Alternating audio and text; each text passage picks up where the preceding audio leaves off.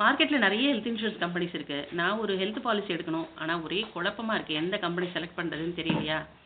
அப்ப 4 செக்லிஸ்ட் நம்ம வந்து பிரிப்பேர் பண்ணிக்கணும். இதுல 4வது ரொம்ப இம்பார்ட்டன்ட். ஸ்கிப் பண்ணாம பாருங்க. நம்பர் 1 வந்து இன்கர்ட் கிளைம் ரேஷியோன்னு சொல்லுவாங்க.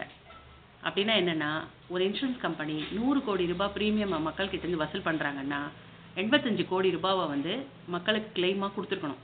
அதுதான் வந்து நல்லதொரு ஐசிஆர் சொல்லுவாங்க. Incurred claim ratio. ஒருவேளை 100 கோடி ரூபாய் வசூல் பண்ணிட்டு 100 கோடி ரூபாவையும் செட்டில்மெண்ட் பண்ணிட்டாங்கன்னா கம்பெனி லாஸ்ல போகுதுன்னு அர்த்தம். ஸோ அப்படி எந்தெந்த கம்பெனி எவ்வளோ பர்சன்டேஜ் வச்சுருக்காங்கன்றதை இங்கே நான் சொல்கிறேன். Aditya 68, Care Health 59%, HDFC Ergo 86, ICICI 83, Max 58%, Star 73, Tata 81. Number 2 வந்து ஒவ்வொரு 10,000 கிளைமுக்கும் எவ்வளவு கம்ப்ளைண்ட் அந்த இன்சூரன்ஸ் கம்பெனிக்கு வருது அப்படிங்கிறத நம்ம செக் பண்ணிக்கணும். அதாவது அந்த கம்ப்ளைண்ட் அப்படிங்கிறது பொதுமக்கள் கிட்ட இருந்து இன்சூரன்ஸ் கம்பெனிக்கு வரக்கூடியது. ஒவ்வொரு 10,000 கிளைமுக்கும் எவ்வளோ கம்ப்ளைண்ட் வந்து மக்கள் பண்ணுறாங்க, எத்தனை பேர் அந்த கம்ப்ளைண்ட்டை பண்ணுறாங்க அப்படின்றத பொறுத்து இருக்கும்.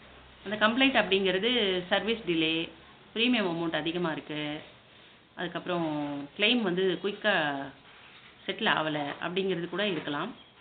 அல்லது இந்த ரீசனால் கிளைமே செட்டில் ஆகலை அப்படிங்கிறதையும் மக்கள் வந்து கம்ப்ளைண்ட்டாக பதிவு பண்ணலாம்.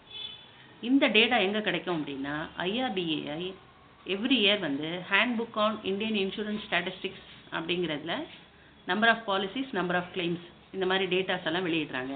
அதை வச்சு செக் பண்ணிக்கலாம்.